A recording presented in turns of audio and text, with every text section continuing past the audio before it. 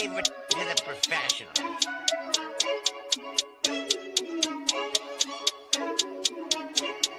Blessed by Bundy, blah, blah, blah.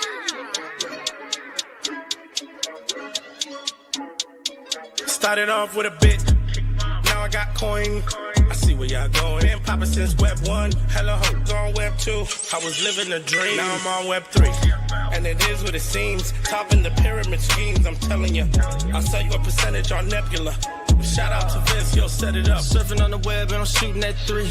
I've been goated when I got my G. I'm an alien boy from a different planet, yeah. So I got my drink, I'm riding in the 1920s Model T Ford. Car era lore. Call me Levi, playing on the keys, boy. And I'm about to put my gloves on. If I said it, then I meant that. Yeah, I like that one, I'm about to get that. Crash that whip for the drumsticks, whiplash. I'm about to get them all. Are you with that? In a white boat, surrounded by blue. I want one, but I got a cop too. I wanna fly high in the sky, arms out wide, trying to soar from a bird's eye view. I'm on fire, Ricky, Bobby, cracking the pavement, Whitney, Bobby. I'm a Saki bomb, Hiroshima, Nagasaki. Bruce Wayne been a dog, and I keep it 101, cause I'm feeling kinda spotty. You sipping on some rock, and I'm sipping on octane. The only thing around my neck is the Started off with a blockchain. bit, now I got coin. I see where y'all going. Been poppin' since Web 1, hella hoes on Web 2. I was living a dream, now I'm on Web 3. And it is what it seems, topping the pyramid schemes, I'm telling you. I'll sell you a percentage on Nebula.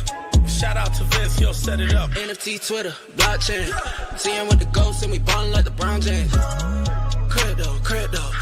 We can make a trade, get the memo. Refuse not falling for the FOMO. Listening to Coffee with Captain. You know we worldwide, they loco. I ain't never gonna stop rapping. Orlando, yeah, we working magic. We rocking Ethereum entities. I just went and caught me a half base. Man, I gotta shout out Started the off with a boy. bit, now I got coin. I see where y'all going. Been poppin' since Web 1, hella hoes on Web 2. I was living a dream, now I'm on Web 3. And it is what it seems, topping the pyramid schemes, I'm telling you. I'll sell you a percentage on Nebula. Shout out to Vince, yo, set it up. Breaking the mood to choose one, but they got knowledge to move, son. I'm shocking in shades with my brother in shoes. Yeah, them blues is coming. Even though it's hard to pick, eeny, mighty, mo, soda on the mix, no biting lips, it's time to go. Index number 1, no thumbs up, you gotta scroll. Looking at the ghost in studio, it's time to go. Had a helmet on by myself until I met a mask that wanted to have a face off. So I had to bring my chainsaw, full tank of gas in the ride with my brakes off. I'm A1, but a different kind of steak sauce. Welcome to Coffee with Captain, powered by ApeChain, where we dive into all things crypto, NFTs, Web3, and cutting-edge technology. Remember, nothing here is financial advice. Early-stage tech can be exceptionally volatile and risky. So grab your coffee and join Cap and Steve for today's conversation. Welcome to the future. Welcome to Coffee with Captain GM. Thanks so much for joining us. If you haven't done so, do us a favor, drop us a GM in the chat down below, then head up top, smash that like, repost, and bookmark on today's space. We greatly appreciate it. Warms up the algo, lets everyone know we're here, and does us a real solid. We got a special guest joining us at 9 o'clock today. We'd love to have a full house for Garga. So again, if you haven't already done so, hit that repost, the bookmark. At least go give the spaces link a like all of them, the video, the abstract link, the main spaces feed. We greatly appreciate it. As always, I'm Captain, my co-host Steve. No financial advice in this show. Crypto's risky, NFTs are risky, meme coins exception risk. Go to 0 to moment zones. Please don't put any money in you can't afford to lose. And know that Steve and I hold tokens we'll talk about from time to time, including several throughout the Yuga ecosystem that we're excited to dive into today. I'm gonna have to write it down, Steve. Another off morning, and my brain is just not clicking yet. GM, how you doing? Glad to have you back. Doing all right. Good to be back at the home base, hanging out. Bunchu jinxed me. Bunchu said something about it, commented on I never, he asked if I wrote it down once, and I don't. And now I think he's in my head. I think Bunchu's living in my head rent free. Yeah, it's definitely it's not that hard.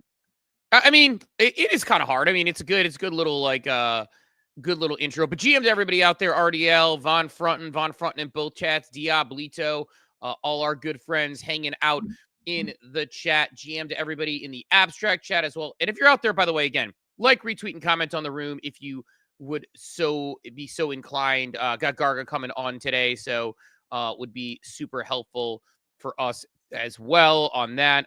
Working on getting over to the space GM to those people. Sometimes I click on the space and it accidentally hits the little grok window too, which is annoying. Dobbins, Diablito, Riz Brian, Chief, Aspiring Nobody, good seeing you the other day. Kazi, Beanie McFly, Floor Slime got the eagle flying down, but slower starts in the morning. So give us a like. I don't know if it's spaces, but give us a like, a retweet, a comment on the room. Usually we have a ton by now, and it's seems like it's quiet. So any boost you can give us, as we always say, look, we don't ask anybody for money. We don't charge subscription fees or do anything like that. We tend to give away a lot of things. In fact, we've given away a ton of NFTs, a ton of cash from things, some BZ collectibles. Going to be giving away some ApeCoin here in the near future. So, give us some love on the space, like, retweet, comment in the room, help us out. Cap's been giving away his clutch market parlay. So, give us some love there. The streak came to an end finally. Yeah, I made 3 Billy bets last night and actually lost I actually made 6 because I did a couple money line combines and I lost 5 of 6. So full fading Billy now, no longer in the Billy streets for me. It's pretty clear. Conviction close to game, didn't matter, and got you're saying you broke the streak yesterday. We were running pure. Steve jumps into the betting streets and we have our first bust day. There's lessons in that. Yeah. Yeah, I don't know. So it's just it wasn't good. It's but what did you bet on? I actually had a light day. I only took the afternoon games. I gotta go look. I think they both missed. I'll pull it up. I'll come back to it. I want to say Cards Phillies maybe. It was too early game, so I didn't even. I should have went back for more. I should have tilt entered late. It's a thing in DFS. It's very common especially on Sundays. You'll put, the main slate is all the Sunday games, right? Except for the Sunday night game in NFL. So very common, you spend hours researching, building your lineups, and then 1:00 hits, the first game's kickoff. And by 1:10, the player you had 80% of tears an ACL and is out for the day. And you're just like, and so it's called tilt entering late contest. And you just overextend yourself in the afternoon slate. It's a very common, it's a contagious epidemic amongst DFSers. So I almost tilt entered. I've done it before on the sports betting side, but I did not last night. I just took my L. And great thing about baseball is you don't have to wait a full week to go at it again. We get a fire again today. So yeah, baseball is better than football in that sense. You do have a bad football week. You got to think about it all week. But yeah, so I don't know, Cap. What's on your tick list today? Because I know we got a lot to cover. We got Gargo. We got to do a more, we got to do a market update. We got institutional money coming in. Where's your brain at? A few things this morning, and we can go either direction, right? I'll pin a couple posts. Did you see Whale's post that apparently people are trying to buy Twitter accounts for $200,000 to $800,000? I guess. I don't know, man. I just I saw that. I don't know how many, he says that, but is there 3 or 4 that people maybe tried to buy for reach and they're trying to, I don't know. And who's trying to buy them? It's a little bit I like Whale, but it's a little bit clickbaity in the sense that I didn't think there was clear information about it. So I don't know how, I don't know. I don't know how good it, well, regardless, I think it's there's been a lot of discussion lately around copywriters, and there's several threaders that are printing on Kaido, and they're probably doing a little more than just proofreading their posts with AI. Some of them are I'm just gonna say it, they're blatant. They're just parroting AI. They're just parroting ChatGPT, and they're getting paid tens of thousands of dollars a month to do so. There's a lot of ways to make money in this space. I know you struggled with even the Kaido stuff. I have no issue with talking about things I'm interested in on Kaido and getting paid for it. At times I go back and forth, even just on the whole reply guy game, just so I can get monetized, hit my 5 million impressions and move on. And then some days I'm like, should I just once a day ask ChatGPT to spit out a topic about one of these 69 Kaido projects and write a good thread on it that's not be doing the work? I'm genuinely asking the question, how do you view that?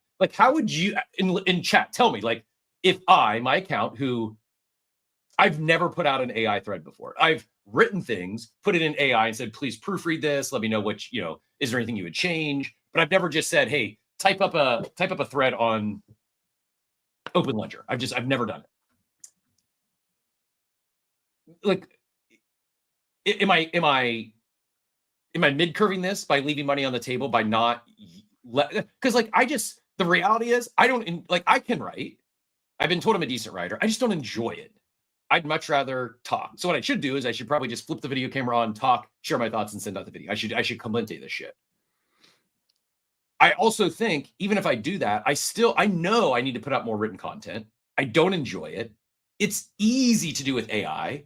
I'm not going to name names. I'll leave it to all you to go figure out who they are. But there's some big accounts that have much larger followings than me. They get far greater engagement than me. They make way more money in InfoFi than me. And all they do is they're just copy pasting ChatGPT.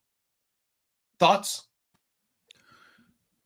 Not for me. I don't know. Like, you could do it if you want. Like, look. I'm not saying slop. Like, some of these are the reason they get engagement because it's good threads. Like, ChatGPT is not funny. It's easy to tell what is AI, but some of it's like good information. I'll read it. Like, the world is heading this way. Yahoo, Google, everyone is using AI to create their content. Like, am I mid-curving it by not using it more for it to do the first step in the content creation as opposed to just the proofreading? I'm leaning yes. I think so. That fast forward a year and you're not like right now. We all know. I think a year from now, it's likely that it's hard to distinguish. You don't know, and so like, am I like being the old man yelling at the clouds like all these kids are dumb? Meanwhile, they're earning 5x that I am on this app because they're using the technology. So I care less about the look, if you want to put out AI threads, go for it. To me, it's like not like I don't get a lot of value from them. I don't see a lot of value from people who are doing AI threads personally. Like, I've seen what they look like. I think they're very obvious. My take is kind of like less about the AI threads and more about like being discerning about what you're talking about. Okay, so a couple things. Most of these test nets aren't very good. They're kind of clunky. They don't have a lot of good dApps. And people are like, oh my God, this really bad game I played on this test net is the next big thing that's going to bring consumers into crypto because they're trying to get paid by an airdrop. And good for them. Like, they're not paying. Like, the people in the timeline who are mad about that aren't paying you. So if you want to get that money, go get that money. But to me, like, I'll give an example. I may not get, if it ever even comes, that $1,000 airdrop and the $3,000. The people are getting $1,000 airdrops from that weird trading platform the other day. I connected an email to open a Privy wallet. I connected my ex to potentially do anything. I didn't tweet about it because I decided $1,000 wasn't worth me tweeting something that may turn out to be a rug or may turn out to get people hurt. And like, I'm not saying it's wrong that anybody did, but the decisions you make with your account are going to matter now, and they're going to matter in the future, and they're going to matter in. This is what I'm challenging. I don't know if it will. I agree with you, but at the same time, I don't know if it's going to matter. I think there is a range of outcomes. Fast forward 10 years, and just like so many people don't care the people who did NFT mints and just left and just did nothing with it, just extracted millions of dollars, and they're still back. They still like. I think there's a range of outcomes. Like 5-10 years from now, people like.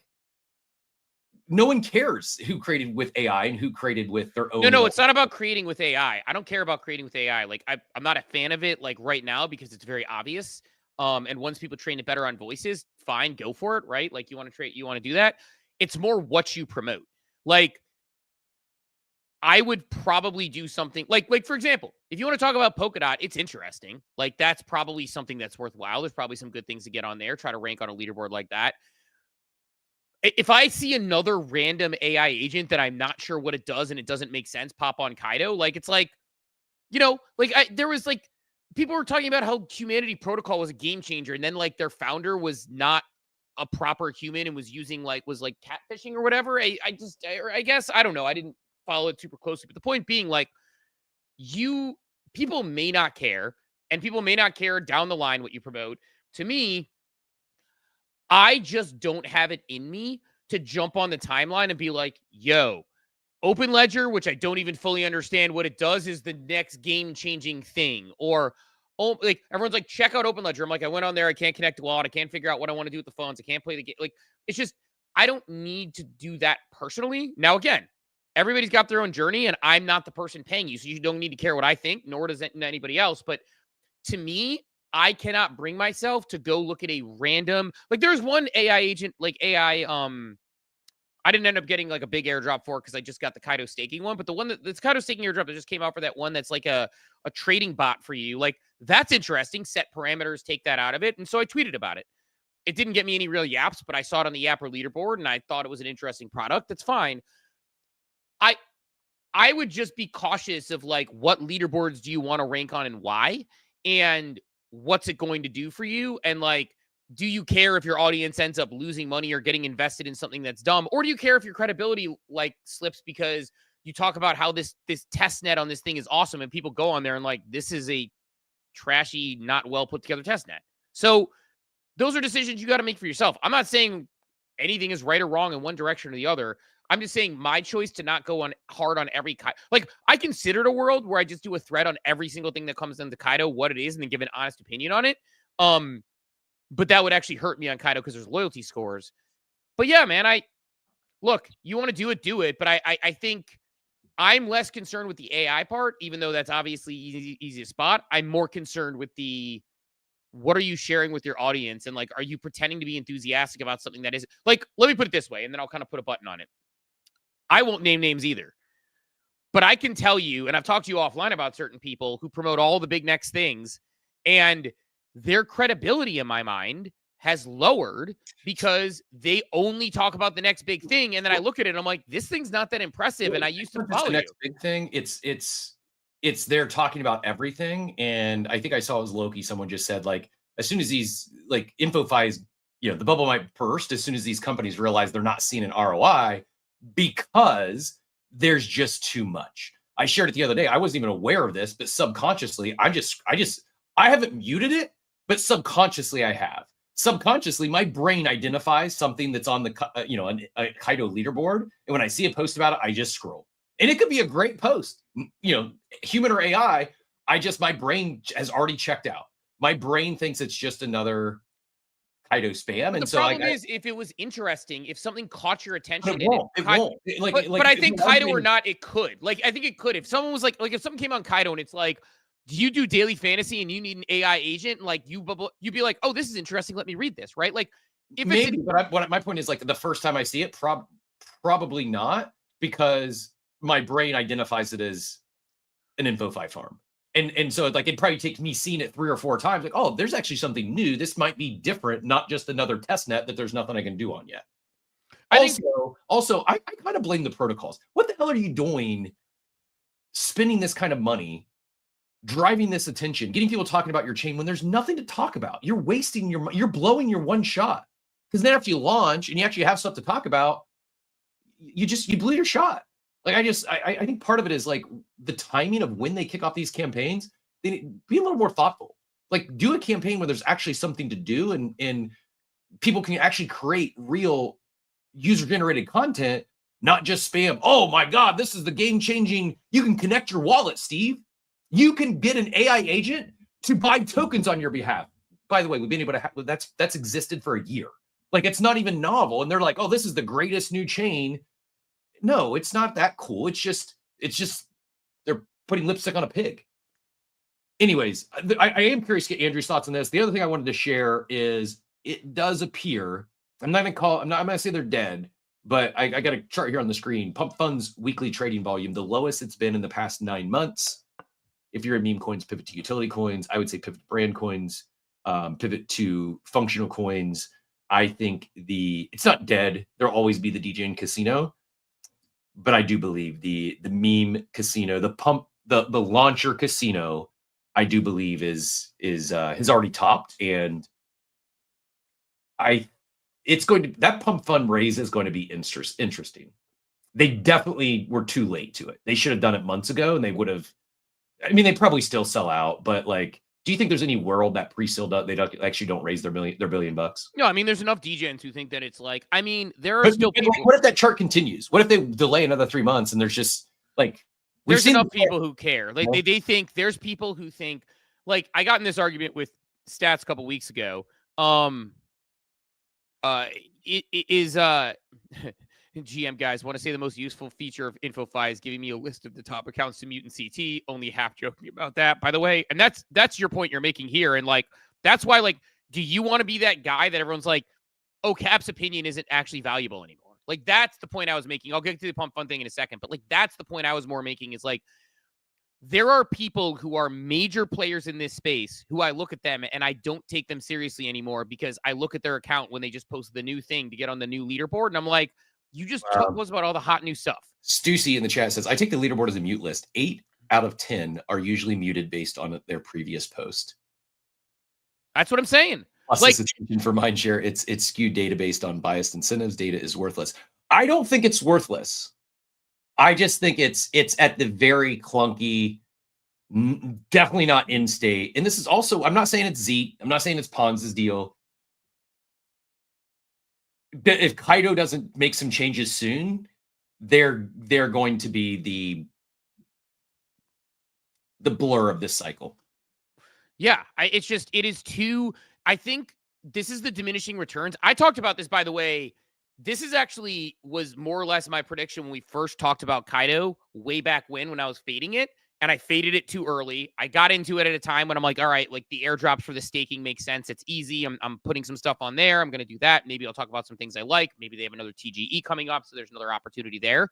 But for me personally, this was the concern I was citing, is that, again, it's all noise. It's no signal. And literally, besides muting sub accounts, look, they're still going to get impressions. They still have a bunch of people who listen to them, and that's why they do well. But there comes a point when you go up the roller coaster and the roller coaster comes down. And I think if everybody's just talking about everything, like, again, I'm not naming names, and I know what people don't like being vague, but there's enough accounts that you could think of out there who every time the new thing comes out, they're like, check it out. This new thing is great. And I'm not naming names either because I'm not hating the game.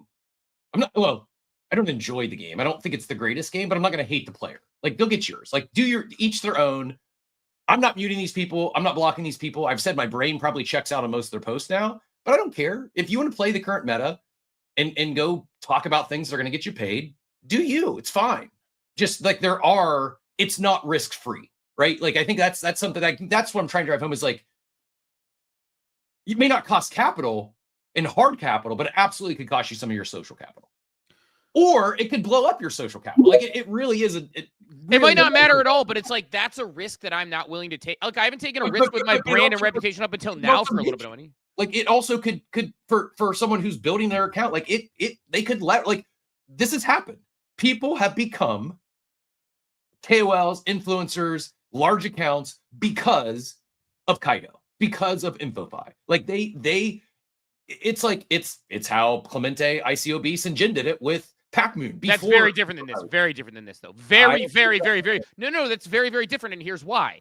They went deep on actual things on a protocol. They weren't talking about every single thing that was so scattershot. Like, I don't like just the same way that the person that was like a pump fund expert decided they were a tariffs expert, decided they were a world events Iran expert. And I'm like, I don't buy anything. Like, somebody being like, I'm an AI agent expert, but also, can you check out Somnia? There's going to be a gaming chain. Oh, by the way, Open Ledger's over here. Like, the difference between that and somebody saying, like, Eli, for example, which I chatted with Eli in NFT NYC, maybe we'll do something with him because he's awesome. Like, Eli's going all in on abstract. Clemente and Jen went all in on Blast. Like, ICO Beast went all in on Blast, and then they spread out, and they were talking and giving meaningful tips on airdrop farming there, on what dApps they were using, on what they liked, what they didn't like. This is exactly my point. We're saying the same thing differently. I agree. But that's not what Kaido is. It's different. But no. It's the same thing. You can choose to focus on one thing or go wide. I believe the people who are focusing on one or two things, they're the ones that are having the huge come up. Like what Jen and Clemente and ICO Beast, they did the same thing. It was just before we called it InfoFi. It was Pac-Moon and Blast. And now it's just there's 70 options, and that's what's creating the issue. Kaido's went too wide. Yeah, I agree. And so the people who are trying to just pray and spray, they're the ones that are getting muted. The ones who are still focusing, like I'll pull up some specific examples so I can actually. I agree with you. So Grateful with Somni is a great example. Perfect. Grateful is going. I totally agree with that point. I missed the point you're making. I thought you were saying people specifically going the Kaido route, and when you were talking about the Kaido route, I'm like, yes, Cap. If you go specifically on one thing you truly believe in, that's what I was saying earlier. Great, do that. By the way, Von Frunton. Imagine a Kaido model where the brands provide content, brand assets, training, etc., to create similar creators similar to a proper PR campaign. That would cook for everyone. Look, this is like I pinned my InfoFi article at the top. We'll go to Andrew and Drew here in a second. This is going to happen. This is what I keep saying. Like we're in not even the first. We're still in the batter's box. Someone, it might be Kaido, it might be Plunge, someone's going to build this shit. Like it's just like I can see the vision, and to the point like I'm almost going to start cold DMing these companies to see if I can get a job with them because someone's going to do it. Like I think they're on the right path. It's just very poor. It's being executed very poorly right now from the highest level. So it's like you can play in the weeds and try to sort through where it's ugly, or sit back and wait for someone to build this. Right. And this is my point, is like providing sort of that client service, like is something I thought about. Like I said, I wrote, and by the way, I pinned to the top. If you haven't, again, if you're in the space, always appreciate this. Or if you're looking at space, go to the pin to the top or my pin post on my profile. Also, hearing that abstract chat, sorry, Kishke said there's only the plus on X. There's no comment box. Usually when that happens, not always, usually when that happens, it's you're on an older version of X. So maybe force close the app, go to your app store, see if there's an updated version of X, and then come back in. But I see the chat box on my end. You, Steve? I do too as well. Yeah, Katie, I don't know. Maybe that's it. If not, just maybe take a lap and come back. Hopefully it appears. But appreciate y'all powering through to the chat if it's not there for you. But yeah, no, I was gonna say like pin to my profile / pin to the top of the space. Like, retweet, comment if you don't mind on that. It's a post I put out about InfoFi, the Zeke conversations going on about how it can be improved. To Von Frunton's point, I'm actually probably going to play around with some theoretical, hypothetical like scenarios in which this can play out with large brands and how it can work better. Because I think InfoFi is interesting. It's just I think right now the money's too good for Kaido to care about going the other direction unless they want to modify their product. Bingo. And why would they like? They're not going to break something that they've brought in over $12 million just in listing fees. Not for Cap, it's not that much. Cap, it's not that much. I know you saw Vo's post. It's not that much. Some brands are paying like 40 grand, 50K. Andrew, it's still a lot of money. You came in like the voice of God. 12 mil's not the amount, but like it's still a lot of money. Yeah. You came in like the voice of God there. I dig it.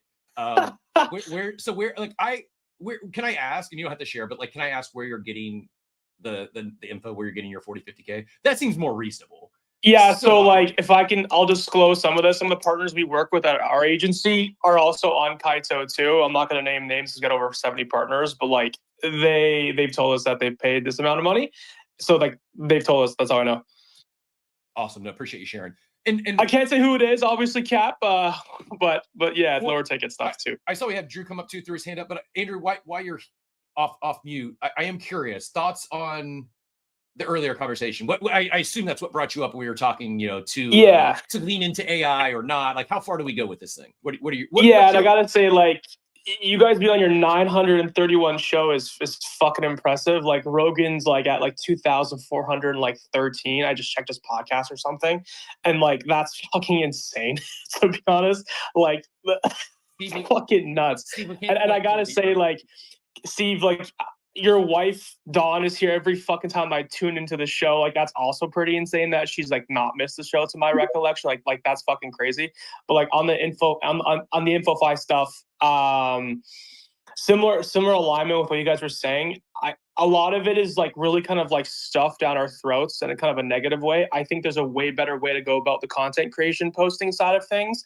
I think, in my opinion at least, you're far better off not just shilling these protocols just like that. I think there's a way of actually typing and making content about narratives that fit narrative that the protocol is trying to get into, and maybe like nurture or like prime your audience, prime Web3, prime the community, opposed to just saying, here's this product, it's doing this. Maybe somewhat signal calling the narrative is probably better than doing that, in my opinion. Also, some of the creators that are doing the Kaito stuff are double dipping. Good for them. They're winning on both fronts. They're paid by Kaito. Obviously, not Kaito, but they're paid by the Kaito brands on the back end as like exclusive creators. And then obviously making content about them also gives them revenue, or not revenue, but like dollars from the airdrop stuff on the front end. So they're double dipping. I do the same thing. I would. I'm not. It's a good idea. If you can do it, do it. I don't need to, thankfully, but some of them are doing it, so congrats to them. But a lot of it is becoming super, super, super, super repetitive. Like, I think Moritz posted a post 2 days ago, and I sent a couple of my buddies, and I was like, he's absolutely right. Like, I've seen this post like about this brand like 4,000 times, but I've not once looked into them. Why have I not? Because I know a lot of the posts are kind of like forced, and when things are forced, I typically don't check them out. You just described Open Ledger for me. I know Steve's mentioned multiple times. Yeah, like that's the thing. Like, I'd rather like have like depth about the product that's spoken about versus like stuff getting shoved down my throat personally. I'm kind of like ruled out. I think it really ruins it for me. Like, if a person talking about a thing is not on the team, they're just kind of paid to do it. It kind of like, I guess, like ruins the relationship for me. And because I know that it's completely transactional, whereas like my Klano content, to be transparent, I work in-house with the guys. So that is like obviously paid for through our deal. But like I'm on the team in-house.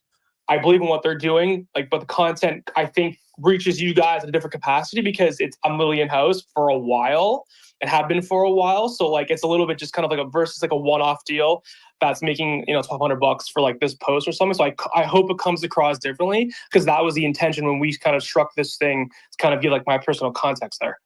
Good take. I kid you not, I've seen Open Ledger probably no less than 1,000 times on my timeline. And if you ask me, like you put a gun to my head and told me to just tell you what Open Ledger was, my best answer would be this. This is an Open Ledger. I don't even. Now it's closed ledger. Now it's closed ledger. You opened it. Now it's closed. This is the only thing I know an Open Ledger to be. I have no clue what they're building. So that is like, you just drove home the point of InfoFi has made it very clear to me, and I think some brands, not all yet, but it's driven home that impressions are not convertible. I mean, they can be, but most impressions on this app, there's zero ROI there. There's no conversion. Like, it's just like this. And I'm not flooding Kaido. Like, they started this wave. Like, they're crushing it. It's just, it has to evolve. Otherwise, this is what I'm going to think an Open Ledger is. I don't know why Kaido doesn't have client relationship managers who have worked in communications or PR type fields, who onboard the brands, help them with their messaging around the thing that they're trying to do, help them have the proper assets you would have for a campaign, and then have them provide those to the community to talk about it so that there's a consistency of messaging. If you're a protocol, for example, if you're a blockchain, wouldn't it be better to say, for the next 4 weeks, we're going to have 4 separate dApps on our blockchain feature on our InfoFi leaderboard? 1 week this, 1 week this, 1 week this, 1 week this, whatever it is. 1 week's in DeFi, 1 week's in RWA, whatever they are. And then give those campaigns the right assets, and then have people talking about what the actual value proposition is there, not a talk about our protocol in the most general terms possible. And then most of the content is, you got to check out this leaderboard that people have. I'm on this leaderboard, and look at the top this, and they're paying out this much money. It's like, it's never about the campaign itself. And I know that they're changing that, but I guess my point is, I would love to see real campaigns around real products with real assets, and a client relationship manager could make that very easy every time you onboard someone. Bingo. I tell you what, if anyone is playing the Z game over the next week, where I think Pons is asking for how would you improve InfoFi, what you should do, you should go back to this recording and clip Steve from like 8:31, 8:32, and just spit that on the timeline. And because, like, Andrew was just up here. He's at an agency. Do you have any marketing agencies would love to have 1,000+ people on their Salesforce for free, talking about their product for free? Those agencies would trip over themselves to give them tools and resources and stuff to actually talk about. It's like what you just described seems so obvious and so simple. It's why I'm convinced that InfoFi is not dying. It's here to stay. It's just so, it's like we're in the Stone Ages of InfoFi. When they start treating this like a real agency, when they start treating these campaigns like a real campaign, man, like, imagine if you just take all that we know to work in the traditional world, that's not, it works without being incentivized, And then you fan the flames with this incentivization model that is InfoFi. Holy moly! Like now we're cooking. Yeah, and I think that's like, and that's one of the reasons why I want to do these hypothetical sort of, scenarios that you could play out where a brand could use it. Because I didn't want to go. I was already 2,500 words in, and I felt like I was still shorting myself, so I didn't want to go any longer on my article. But these are the types of things that I want to put out in the wild. And it's funny because I had people asking, a couple of people asked me confidentially, they're like, why are you long form writing? Not a lot of people read long form writing, or they may not listen to it. I'm like, because I want to have like real academic material that's thoughtful out there that like, if people outside of our space, like I want to have just the same way historically, it feels great to have the first Harvard Business Review article about NFTs or a book that actually is going to stand the test of time now that people are looking at, the way to use these products correctly. I want to start putting stuff out in the wild. I'm probably going to start collabing articles too, by the way. So, I'll probably look for some co-author writers who maybe want to write about particular topics. I'm actually looking at potentially doing an article on some Klano stuff, actually, Andrew, although Andrew's not up here anymore, but some Klano stuff that I found interesting that I was talking about with Scott potentially. Because like, I want to write about stuff that actually works, not stuff that works in crypto. And look, it can work in crypto and people can make a lot of money, but think about who's making the money. It's like this sort of almost this like house of cards pyramid scheme where it's like at the top, the company's making a bunch of money on the, service. And then the next people down, the big influencers are making the money. And then maybe like people like myself and you are getting a little bit of a taste. Then other people are getting a little bit of a taste. But like at the end of the day, it's this diminishing returns on this, house of cards that eventually falls over because the product has to matter and doing it right matters. So, yeah, I'm actually, it's funny. I don't know. I'll actually hold my thought on what I was going to say. Go ahead, guys. Okay, I know we got some hands here. I'll let you take it to those hands real quick though, because we want to get in we got a couple segments, our daily market update and our, the more you know, we need to get in before 9. And when Garga joins us again, if you haven't already, give us some love on the space. We greatly appreciate it. Go hit that like, repost, bookmark. Greatly appreciate the help warming up the room for our friend Garga here. Just high level, other news. I won't, Major's been chopping stuff. We'll hit on that in the update. But Kraken announced a new app. Also Coinbase launching Perps July 22nd, I believe. Robinhood coming soon. Like the things are really heating up in the TradFi crypto exposure arena, and I think more exciting stuff to come soon on that. And then. Oh man, there was one other piece of news that I'm already slipped my mind, but we'll come back to it, Steve. Yeah, we'll get to that in a minute. So let's do this. Let's hit hands because I want to hit the TradFi thing. I have some positive and negative thoughts on the TradFi thing. Go ahead. I got it. Geo in the chat. This wasn't actually it, but this was good. I wanted to acknowledge. I was talking Pump Fund earlier. It says Pump Fund streaming. Hot take. Pump Fund streaming has a better chance of long-term success compared to abstract.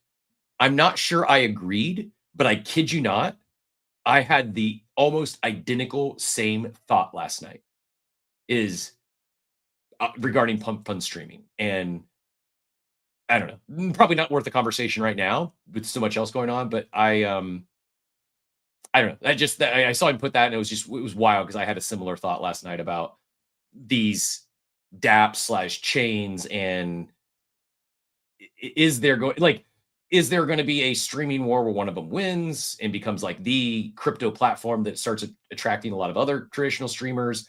Are they all just going to have it and it's just another thing? I don't know if you want any quick thoughts on that, or we can just fly through it. I don't know. Maybe it just depends on how. I think there's a lot of factors that go into that, and it's probably a deep conversation because I think the streaming platform is competitive, and we're already seeing people like Easy and Farouk go over to Kick. So I don't know that like a streaming platform is going to break through and be a major competitor unless they make it there. Like those, I don't think it works as a side quest. Let me put it that way. Yes, maybe it makes sense as a bolt-on. Like Abstract, it makes a lot of sense to promote their products. I think as a streaming platform, I think if you're doing it as a side quest, like those companies full-time are doing it and bringing in major influencers, and we see people going over there. So, lastly, on the Kaido topic and kind of Pump Fund, I guess, because it's meme coin related. Maybe we'll go to Drew with this one. Drew, I don't see any hands anymore. So yeah, they're both still up, Drew and Jashaka. Okay. So we can go both. X is once again finicky today. Drew, I don't know if you saw this, but I'm curious. Steve, did you see the newest Kaido campaign that is tied to a meme? No. You know what I'm talking about at all? Meme X, have you seen this? No. Drew, what is the security? What's the OPSEC? Like, how much at risk would a human be if they send a picture of their poop to verify they're a human? Is there any risk, security risk in this? This is not a joke, Steve. This is actually a thing now. No way is this where we're at in the It's very for cycle. real. This is very for real. And the reason being is they said because bots can't do that. So proof of humanity now is you send a picture of your poo to KYC, not full KYC, just to prove that you're not a robot. Oh, good Lord. Yeah, I mean, every photo ever, always, this is where Facebook got in a lot of trouble back in 2020. It does have metadata that does have your location. So, I mean, I doubt they're doing that, looking at location every poop. But I guess that's where we're at in the cycle. It's Probably I not. haven't seen that. Probably not what you came up to talk about, though. So feel free to take it wherever you The space surprised me. I mean, I came up because you said something really interesting about InfoFi, and I definitely don't want to beat that with the dead horse. I was just curious on y'all's opinion, and then something that I've been looking into over the past couple of days, like this whole Moonberg AI thing. At what point is it just a copy pasta of InfoFi marketplace where it has the same rinse, wash, repeat? Like, I can't find the team anywhere. There's absolutely not jack shit about it. They're doing really sketchy stuff. And, at what point do we draw the line? Like, I've asked a few people and they're like, oh, well, I'm just posting on the timeline and, nothing sketch. Like, I'm not doing anything. Or, in my opinion, obviously, if you post on the timeline, it's a domino effect. Like, we do have to draw the line somewhere. But curious on y'all's opinion on, like, where would y'all draw the line on this, just being like, no, I'm not getting involved. And then also, to that point too, I just lost my train of thought. What was I going to say? I lost my train of thought now. I mean, I as far as drawing a line, like I mean, yeah, like for example, on the Moonberg or whatever, it's like I didn't even send out the tweet, and if I don't end up getting my $1,000, I don't. But like, I draw the line on. I'm such a sucker, I think, that I do this all wrong. That I draw the line at things I actually care or don't care about, like. ApeChain is a sponsor. I like using ApeChain. I talk about ApeChain. I, talk to them behind the scenes about some of the things. I think Kim's doing a great job on the partnerships over there. I think Cam's doing a good job leading things over there. At the moment, from the conversations we've had, I think they're doing a good job. Can't speak in the past, the future, whatever. I know people have different issues, but my point is, like, right now, ApeChain feels like it's a good spot. We're going to talk to Garga today about Otherside. I'm excited about Otherside. I just talk about things I like, like I talk about like things I believe in. I talk about things that I'm doing, like genuinely, like I'm farming OpenSea, like because I enjoy farming OpenSea. It's easy for me to do. And, they said that it was one of 3 factors. And I'm like, I know they're well capitalized. And at some point they've said there's a token coming down. They said these will factor into the token. I'm like, okay, cool. So for me, like that gets me nothing, by the way. OpenSea doesn't use Kaido. I talk about Abstract a ton. Abstract doesn't use any InfoFi farming, and I think Finn tweeted like they wouldn't use Kaido at one point. He's like, "Hey, Kaido is cool, but like it's cool to show us a leaderboard, but I don't think if it's something we would use." Or so I'm somehow ranked on the Pangu leaderboard. They must have pulled in historical data. I haven't talked about it in a while. I just talk about things I'm actually doing. So I don't really have a line I draw per se. Now look, Laudio is a good example of where I saw the asymmetrical upside, where there was a chance if that thing opened at a major market cap that people were going to get a 5-figure airdrop for sending out. On my case, again, everybody's different. This is a personal thing. Because of the size of my account, I'm able to send out like 7 tweets and I ranked on the leaderboard.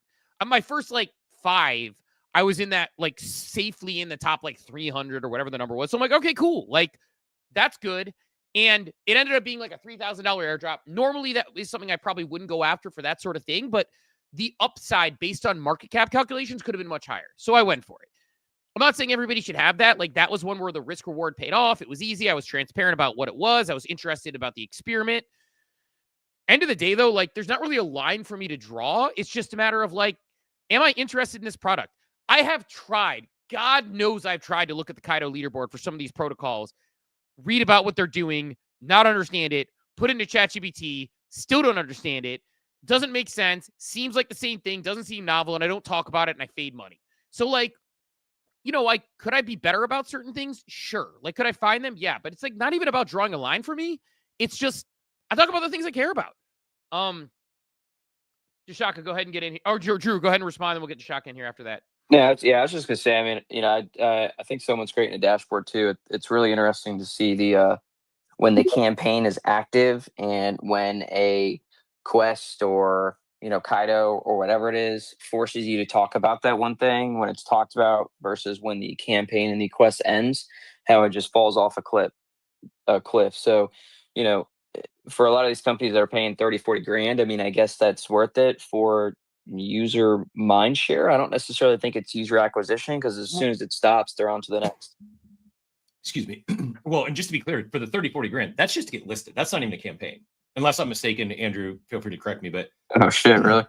Yeah, That's 30, 40K is I've heard it now. I've heard from 30K to 150K a year is just the listing fee. Campaigns I've heard start at 100K a month. Yeah, it's that's wild. Yeah, it's crazy. So, yeah, I don't know. Like, I agree with that point too. It's like that. Again, these are the funny part about this. This is not meant to be like look at my old tweets. Yay, I was right type thing. Everything we're saying about Kaido right now is literally what I said like 3 months ago, 4 months ago, whenever it was when Kaido was coming out. Pac mentioned Pac mooning passing. I shared a GIF of Scooby-Doo pulling off Kaido's mask, and Kaido's mask was actually Pac Moon. And I said, it's the same thing. Kaido is Pac Moon, and it's not the same thing, but it's the same idea, right? Like that. I said that. I talked about this diminishing returns. I said Kaido is a fancy marketing tool where people will talk about your campaign, then never use your thing again, and you maybe get some small acquisition, but it's a high fee. Like, these are actual takes from months ago I could resurface. And so, like, I just find it, like, funny because, like, I got hammered on these by a lot of people. A lot of Kaido people. To be fair, like, the people who hammered have printed over the last several months. Like, it's been a very profitable meta to pursue. Right, and that's fine. Like, they're in their bags just like everybody else is in their bags. I'm not talking. I think people fail to understand, like, I am not a bag pumper. Like, in the sense that, like, yeah, like, I'll be enthusiastic because that's my personality. But, like, if I think something stinks, I'll talk about why it stinks. Like, we talked about, like, we were talking about why the ApeCoin DAO is a problem. By the way, we were right on that. It's now disbanded. We talked about the ApeCoin DAO being a problem while we were putting up a proposal for the ApeCoin DAO. It's like, it's not about the bag pumping. It's about, like, what direction do I think this is going? And it sounds old man yelling at cloud. I'm not telling I always say in these things, go get your money, do your thing. But at the end of the day, like, it is we should be realistic about what these products are. And my interest personally, the part where I have a personal bias is I want these products to reach an audience outside of our corner of the internet. So that's the eye that I look things at. And if it doesn't pass the sniff test there, I'll make that comment. Let's go to Jashaka, and then let's go to Jashaka. I want to hit the TradFi thing, but I know we got to do more and daily market update. So maybe daily market update into TradFi or more we'll figure out the order of that. But Jashaka, feel free to get in here, GM. GM. Thanks for the moves on Ape that I got. I'm loving it. So I kind of skipped the InfoFi revolution because I have like a autistic spectrum reading style. So I skimmed to like the caps and the links in the post. So all these InfoFi posts, all I saw was tags for the companies, the InfoFi companies. My project were small. We focus more on art contests to spread the word because the artists share the message and it goes pretty viral and it's much more organic. But as a small project who can't afford these huge price tags that I hear, 50, 150 grand to kind of get in the game, to use InfoFi, what would you say would be a good place or a good way to start with InfoFi to get the benefit from it? Because there's clearly benefits, right?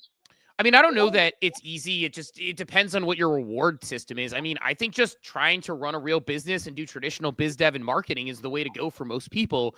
I don't think you can take advantage of InfoFi unless you have a large amount of money to give out if your audience is in crypto, because the audience in crypto cares about making money off tweeting. So I don't know that there's a good recommendation for you there. I don't, I think traditional marketing, and that's a whole nother topic for a whole nother, day, but like, I think just traditional marketing and outreach, if you're trying to build something, talking to artist communities, like find quality over quantity. I mean, 1,000 true fans is very real. And I think people they all think everyone wants their business to be like the next Apple. It's like, you can just get 1,000 true fans and be perfectly happy. So I'd go that direction if I'm you and just be more organic about it if you don't have the money for something like Kaido.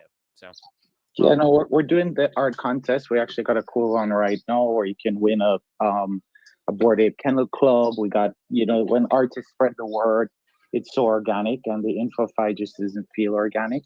But you're saying unless we have like a token, it doesn't make much sense, right? No, I mean, you could do it in different ways, but I don't know. Like, you need some stuff to give away. So, like, the Kennel Club is a great one, but, like, yeah, I mean, if you're trying to do InfoFi style, it by nature is you must give something away or have some. I'd encourage you to check out Spoiled Banana Society, SBS. The Wagner brothers have they're doing like their own in-house homegrown. Can you mute? You got a lot of background noise, Chaka. It's hard to. But check out Spoiled Banana Society. They're doing like their own homegrown InfoFi. It's not even InfoFi. It's just it's a marketing campaign. But you don't have like, and they're getting a lot of engagement. Like they've getting a lot of drafts, getting people talking about it on the timeline. It's just like rewarding that user generated content. Like there's a lot of ways to do it. You don't have to pay the piper. This is just it's like Kaido's the shortcut if you've got the funding. But I actually think, Steve, we see more and more and more of this. I think we see people that say, why would I like, holy crap, 100K? Like I can give away 100K and not and do this myself. Like, yes, it's not gonna get the same viral shot out of a cannon type approach, but I believe the people who are talking about SBS with their homegrown campaign, they're actually using the product. They're actually doing the drafts. They're going to retain those users. So is everyone in crypto Twitter going to see it? Absolutely not. But would you rather have 1,000 people that see your thing, 500 of them take action and stick, or would you rather have 100,000 people see your thing, 50,000 of them take action, and 25 of them stick? Yeah, I agree. That's it, Cap. Let's do this. Let's because I know we got Garga coming up in about 10. Let's I'm gonna do more leading into that, and then we will maybe do daily market update. And if we can hit the macro stuff, we will. If not, we can always save that till after Garga or for tomorrow. The more you know, brought to you by ENS.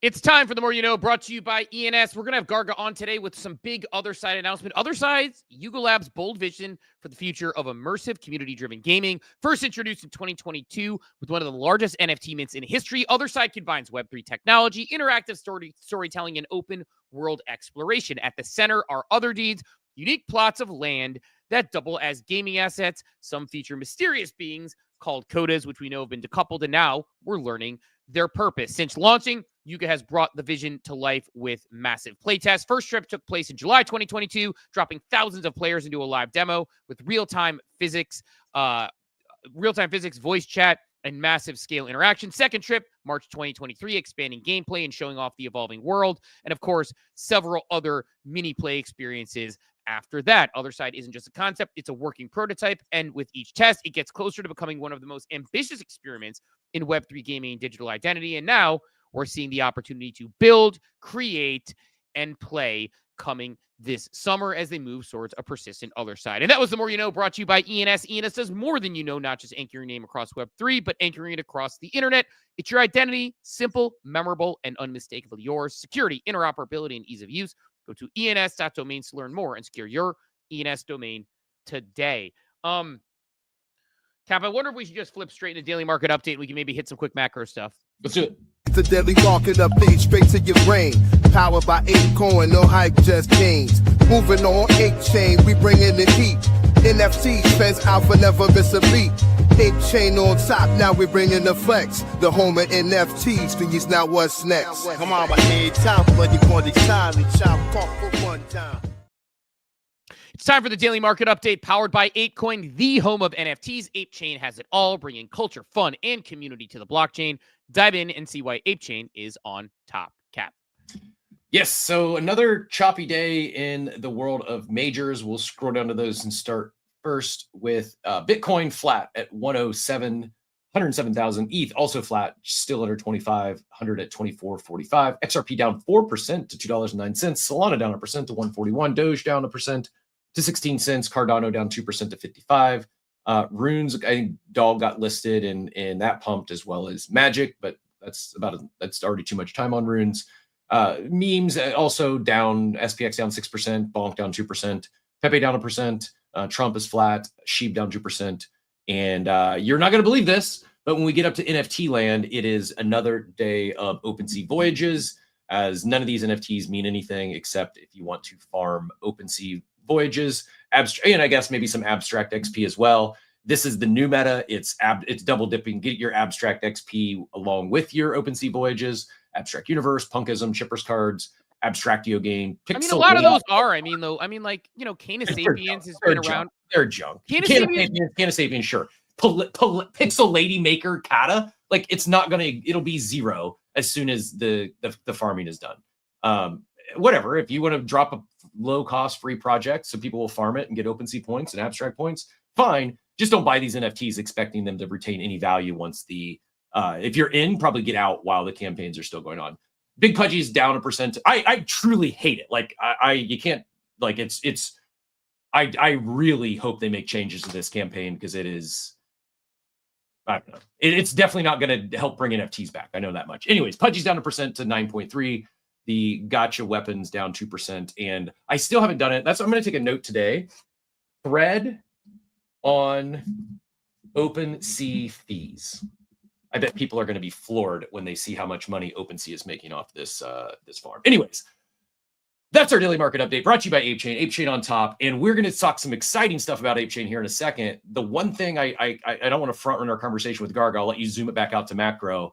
But man, I'm really excited about the idea of ERC20s in game and the analogy of imagine playing Sonic the Hedgehog and those rings you're collecting are real tokens. That hits. It's got to be a good game. It's going to be fun. But yeah, this is the idea of being able to earn in Otherside. I'm hoping it actually unlocks this play to earn, this elusive play to earn concept that we've been talking about since 2021. Steve. So it's funny you say that because that was actually it wasn't like super. I mean, it did 1.2K impressions. It wasn't huge, wasn't small, but like I actually quote tweeted. I'll just share it because it's, I'm talking about it. So I might as well share it on screen because we have StreamYard. If I can find the StreamYard again in all my tabs. Here we are. I'm back. I actually said super excited for all this, but my favorite part is when you interact with an object like a token, you'll actually be interacting and collecting on chain. That's what excites me about blockchain gaming, real ownership of real assets. We're on ApeChain on top. That is my favorite part of this whole thing is the idea that I could place items in game and have those items usable, have those items pick upable. Like I could run something on my other deed that has my NFTs that people can run a thing to collect. Like you could hide a Fidenza on there. You could hide a Bored Ape on there. Like if that's the way this works, I mean, we'll ask Garga about that today. But that part excites me. I mean, that's what gets me really excited about this. I know we'll talk more about that in a minute. On the macro, I want to hit on one thing real quick. I'll actually share another tweet I just put out this morning just because I found it, I don't know. I found it sort of I saw this thing that more and more, sort of these more and more companies are raising money to buy Bitcoin and buy ETH and buy Sol. And we're all like bullish. They're coming to buy our bags. I did throw this take out there, and maybe I'm crazy. Maybe people disagree because there's a lot of money. But I said if companies are raising funds just to buy crypto majors, it's bullish until it's not. Not to be that guy, but if too many get over leveraged and markets turn, forced liquidations could trigger a pretty bad crash. This type of money moves markets in both directions. And I just think people are seeing this gold rush of crypto right now. And I have some concerns that I just have some concerns that ultimately we're going to see a couple of if we see this tail of liquidations, crypto could drive down very quickly. Thoughts? I don't know. I think it's just gotten too big. Some of them, yeah, but it's like if I don't think any of it matter except for MicroStrategy. The rest is just I don't know, man. There's just FTX drove sold to $8 or something. No. What's that? FTX drove sold to $8 when they had their event. And so I'm basically looking at it it's not the same as the housing crisis in the sense that the companies were dishing off the risk to the actual like humans. But if 10 companies raise $1 billion and they're buying Sol and ETH and Bitcoin, sure, maybe Bitcoin only drops, 10% on some of these liquidations. But if there's cascading liquidations on these companies, like, I think that the market caps can be greatly affected by these things. I don't know. Maybe like TradFi can do a lot of risky things here. So I think it's like, the ETH market cap being like, 290 billion or whatever it is. It's not a drop in the bucket if like 5 companies get liquidated because they're getting over their skis on this thing. Like, it's not small. I just don't see it happening though. I don't see it happening. Like, they would could it happen? Sure. Outside of like my strategy, the others just like, it's like they're not going all in. Like, they can't get liquidated unless they're levering up. Like, Sailor could get liquidated because it's like he has debt service. Most of these companies, at least unless I'm completely yes, they're raising funds, but it's not like their note's going to get called. It's just their. But if the companies themselves put billions of dollars of crypto on their balance sheet, and then these companies basically don't have anything else to offer, end up going bust, they have to liquidate the crypto. I don't know. I find it like disconcerting. Like, I like companies putting it on their balance sheet as like a hedge, like legitimate companies. Like, it's not a risk if it's on their balance sheet. It's a risk if they don't have any other revenue and all they do is go out and raise money, raise debt to go buy Bitcoin. That's a risk.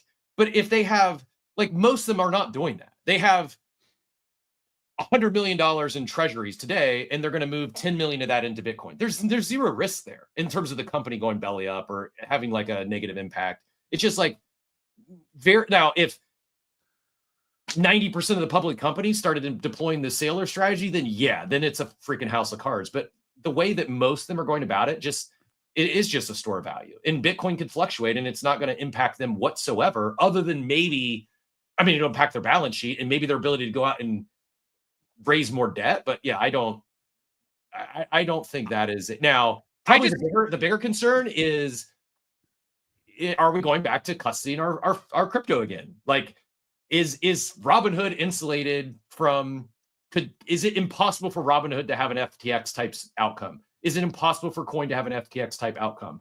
Because if this thing takes off, we're using crypto to collateralize our mortgages and everyone starts doing it, that could get funky if it unwinds, right? Like that could have cascading effects. I think we're really probably way off from anything like this. I get worried anytime the TradFi vampires come into play. Like, I think about like what happened again with housing and with some other TradFi can run up an industry, they can run down an industry, and I worry we see what happens to our industry, and any given crazy times. We're like, oh my God, I can't believe that ran up to that. I can see that happening with crypto, where it's like it is the sexy new object now in TradFi. Like, people are seeing it and saying, this is the opportunity to get in on this thing. It's funny. I had conversations last summer with some of my IRL friends, and they all thought that I was insane. And now it's like, could have 2 extra Bitcoin in that time period. But anyway, we digress. Talked a little bit earlier on the Otherside news, so we're going to bring Garga up to stage. Excited to chat with Garga today about some big announcements that came out. So just to hit on the big announcements, because I want to dive deep into them, so we'll let people know if you missed it. We'll pin the thread to the top. But basically, the TLDR is we're going to have the ability to build on plots with ODK. Figgy put out a great video about that. If you missed it, again, we'll pin that to the top. Bathroom Blitz coming. It's an 8v8. It looks like a pretty cool real world, realistic sort of different environment that you're in. Bubbles are coming. Otherside outbreak. Move towards persistent Otherside. XP being earned. And items being dropped in like a token. Also, by the way, you're going to be able to create things like emotes. You're going to be able to create a lot of things in Otherside. So a lot packed into that announcement. So obviously been waiting to uncork this for some time. You've teased it a few times. I just want to start off with, you look at all these things you dropped yesterday, and I'm going to ask you to pick your favorite child. what was the thing you were most excited to have out in the public, out in the wild yesterday? Yeah, thanks, guys. I mean, it's tricky. I mean, I think the thing I'm most excited about is like the new primitives that we're unlocking for builders and creators. You know, there was 3 videos we dropped yesterday.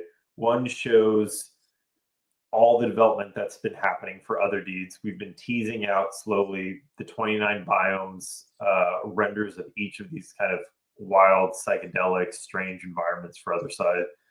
We did a second video, which was Figgy kind of going through some AI tooling that we've been creating. But the third one is a pretty simple one, and it just shows a Voyager running around another deed, collecting tokens. You know, collecting coins for another way, in another way of speaking. So video games, we're all used to it. Super Mario running around collecting stars or gold coins. Sonic, same thing. To have those coins actually be ERC20s or 1155s or 721, you know, NFTs or fungible tokens that you can be running around collecting. Like, I think new primitives like that Otherside's going to introduce into our virtual world is going to enable, hopefully, emergent behavior, emergent creations that we haven't thought of yet. And that's what I get most excited about, because when you look at any new platform, you know, it all starts off, I think a good example for folks is YouTube. When YouTube first started, everybody thought like, oh, okay, you know, CNN, ESPN, these are the things that are going to build YouTube channels, and they're going to have millions of people. More people are going to watch CNN or ESPN on YouTube than they're going to watch on the platform itself. And that stuff is always true for a little bit of period of time.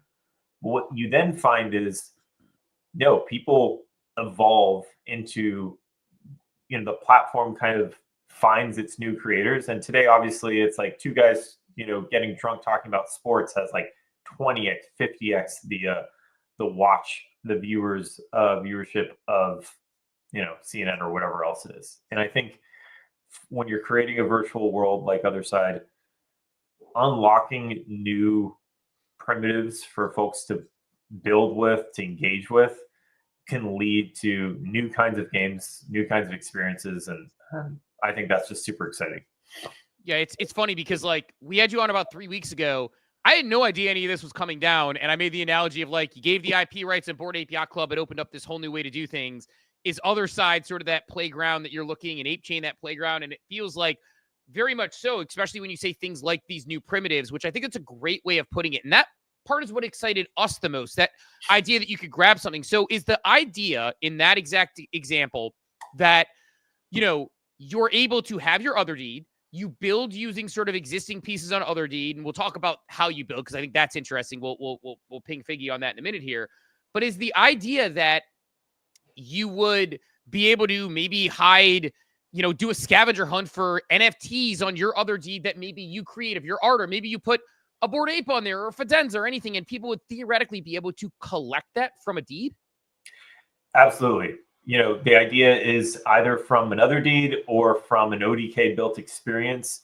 You know, we want to enable as many different ways of, you know, using these building blocks as possible. So maybe you're token gating your other deed or your ODK experience to an existing or a new ERC20 or 721 NFT community. Maybe you're running a treasure hunt within that virtual world for an NFT or a pot of fungible tokens. Maybe you're competing in a skill-based game and the winners get access to mint or collect one of these things. Like, I think, you know, with Dookie-V1, we all had a ton of fun with what a skill-based mint, you know, a surprise skill-based mint could look like. I think we're opening up the possibilities for any game dev to come online and do that kind of thing. And when you look at in the same way we're seeing so many institutions come online, especially North America, like, you know, the North American crypto users, not so much coming on chain anymore directly. They're coming on, it's happening through ETFs. It's going to happen through Robinhood and these other things. I think we're going to see a wave of traditional game devs wanting to catch up, build in crypto without doing everything from scratch. And our hope is to create the platform that enables them to get their feet wet and to do these things where they actually can get comfortable with how crypto works, with the fee structures that we have, and they never need to leave the platform. That's the vision in the end. How realistic is it for non-game devs to do that? I got really excited when I saw the trailer yesterday. Wasn't like, this was what I was hoping for, these creator tools. I was hoping AI would help me become a creator and help me build an Otherside. I was not expecting it to be native to the platform.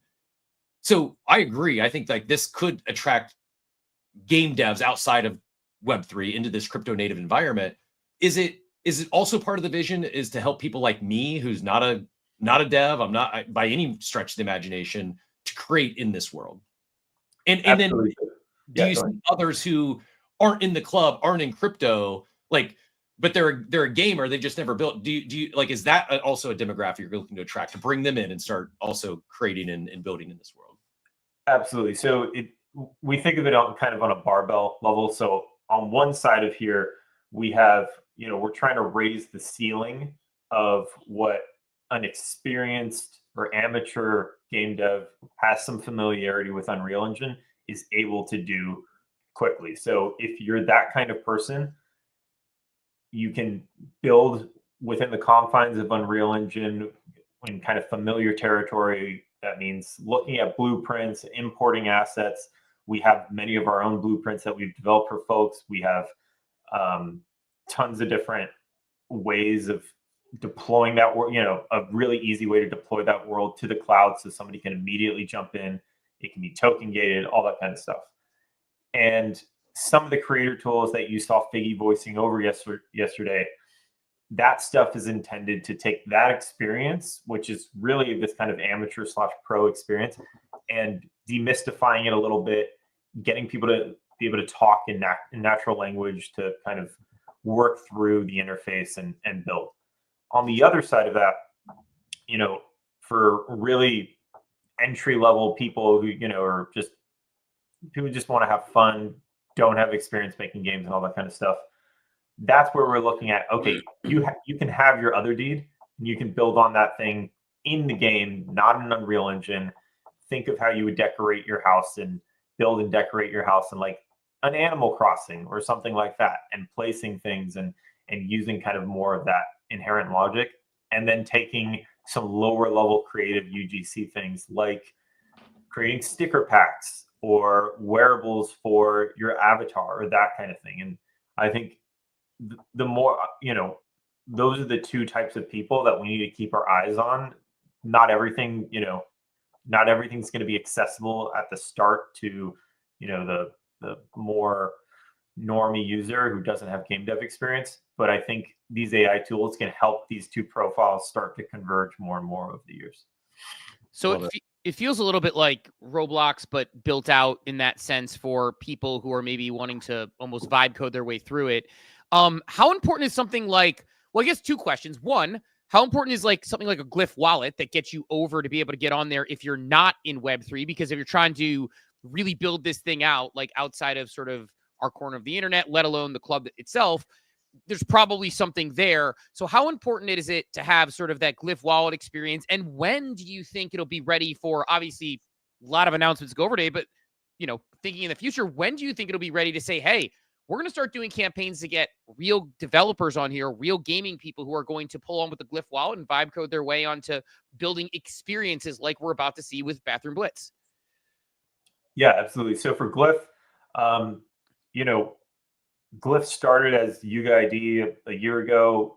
We have rebranded it and made it accessible to other people to integrate. It just got integrated onto Magic Eden, which is great. Thank you to that team for integrating over there.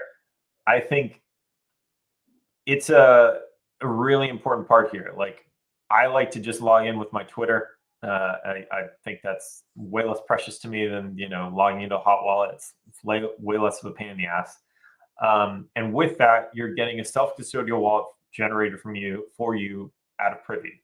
And so if I'm playing on Otherside and I'm collecting tokens, fungible tokens, NFTs, whatever, the way that experience looks for me is I run up, I grab something, I look at it in my inventory of my profile, it shows up, and I don't need to know that thing's on chain.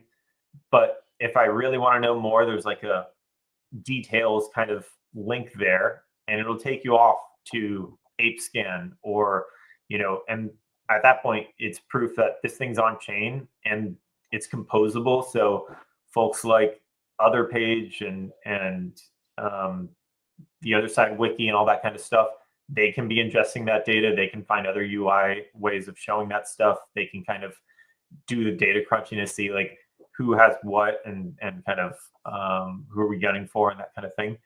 I think that's all super important. And then in terms of the experience for getting game devs on, a month, next month in July, we're going to be launching Bathroom Blitz. It's a small 8 versus 8, dueling it out in the BOIC bathroom. It's a shooter. There's grappling hooks. I think Von Doom, OG community member who developed this with us, he posted a video yesterday that's a great little highlight reel of some gameplay. And I think it'll be really fun. I mean, it's not Project Dragon with 2,000 people. This is much more akin to, the Counter-Strike style game mode that we all grew up playing. So that's a great example. We have another one coming the following month. And our goal here is to be launching another one of these a lot. I can't speak too much of that, but it took us a while to get to a place where, these game devs can be working through and building on the platform without too much hand-holding, and some of the idiosyncrasies that we've developed for the platform with M Squared. And I think we're there. And so I'm really excited to get a ton of different game devs building on top of the platform. Steve, we'll have to have Von Doom on here before they launch. I saw the floating around the timeline yesterday, put some respect on the name. Von Doom command line, not just getting started. Like, this is the world, like very accomplished, experienced, done well in the gaming world. And this is, talk about that barbell approach. I'm on one end, like never coded a thing in my life. Von Doom and team on the complete other end of that barbell. And yeah, excited to dive, not to derail us too much today, but I am excited to have Von Doom on and talk more about what they're building here. Yeah. Can I actually, I know Figgy joined stage. I actually want to ask Figgy a question about the video from yesterday, if you're able to jump off mute, which is, you shared that video talking about like almost being able to like vibe code. So I have a couple questions about that. Number one, is this something you had planned from the beginning? Because vibe coding is really the past, I'd say like 4 to 6 months, and obviously announced Otherside at 8 Fest, number one. Number two, how did you build it? Did you use another engine that you're plugging in? Was it built, product built from scratch? Like, I'd love for you to talk a little bit about the vibe coding aspect of people being able to build on their deeds, because that, I think it's a huge deal to unlock the opportunity for people to build. But what is it like building something like that behind the scenes, and do you plug in other engines? Yeah, there's a couple of things going on there. So some of that demo footage we've had since January or maybe even December of last year. The idea of taking a prompt and building a world, it's an easy idea to say out loud, right? But to actually come up with a proof of concept, it takes a lot of time and thinking. And, we're even showing almost like too much sometimes, like helper functions, and hey, even the thinking around, like, we're gonna wrap and unwrap your prompt in a way that's going to be easy for the engine to understand. Like, some of these breakthroughs take us like weeks of just R&D to get through, but we think it's really important because we listen. When at the end of last year, when all the crypto AI intersection stuff was happening, everybody's launching a token to be coupled with their AI that was like, a Telegram bot hooked up, or a Twitter hooked up to LLM. It was really hard to figure out like what's real here and what's just like marketing, So I think it's really important for us to show a little bit more under the hood, and that's why we were like zipping through the blueprints. And I really do feel like a lot of other systems are gonna go in this direction. Like, I think if you expect people to just use the raw tools to make things. Like the training is too high. You would have to like really get into Unreal Engine. And maybe you don't need all that knowledge just to make a new environment. So we just wanted to put that demo together and show folks. I mean, there was another world where we just like didn't show the AI stuff that we were working on and just kept heads down and quiet about that. But I think that without seeing that piece and all of the other pieces coming together, you wouldn't really get a good sense of the direction for where we could go with Otherside. It would maybe be just narrowed to strictly games, right? But I think by showing people how to control Unreal Engine with natural language, now the possibilities in people's minds open up, and you can start to see how a lot of the stuff that we've seen before, from tokens and experiences and stories, this could be the shape of a new meta, right? And that's why it was really important to get this video out there. It got me geeked out. Like I am, and I'd encourage everyone. Those videos are all pinned up top. It's the one I was showing. There's about 3 minutes long. After the show, go listen to it, because it's like he says, just like this, make the sun bigger, and the sun gets bigger. It's like make the floor green or pink, and the floor turns pink. Like it's really just talking like a human, and it's in real time making those changes. Like that is, I agree. I think that's where our world is heading. And so when it excites someone like me, I can't imagine what actual game devs are thinking, like how much their world just accelerates, right? Well, I mean, game devs aside, probably humans. Like I use my son as the example. My son loves anime. He can't draw really great anime. Well, now AI enables that. I think somebody who is a really good sort of game brain, who's maybe played 1 million games, is a target audience to say, I don't know how to dev. I can't do this, but I can work on it. So I love that idea. Kind of like a question as we went through this, though. This is so in the moment at the moment where it's like you have, vibe coding coming in, and that obviously wasn't a thing initially. So I guess my question, Garga, for you would be, how different, or what similarities and what differences is this from the vision from 2022, 2023, when you were first brainstorming this thing? Like you had this idea, or is it really the same vision, just the tools have changed and made it more accessible? So I'm curious how the vision goes, because vibe coding wasn't a thing when Other Deeds launched. For sure. And I think like the North Star, the end state, the vision has remained the same. How we go about getting to that is maybe changed a bit. I wrote a long Twitter post yesterday about the history of modding in video games. Counter-Strike, one of the most successful games of all time, that started off as a guy taking Half-Life, messing with it, creating a new game mode, and launching it. He was lucky enough that the owners of Half-Life, Valve, saw that, were stoked behind it. They bought it off him. He got some financial upside, and that took off. Then you saw, one of my favorite games and kind of most important games in video game history is Warcraft 3 from Blizzard. Pretty simple campaign mode. Loved playing the multiplayer personally. But what really took off was Blizzard open sourced their, in a manner of speaking, their map maker, their game mode. They exposed the programming logic that they used to make the game that everybody's out there playing.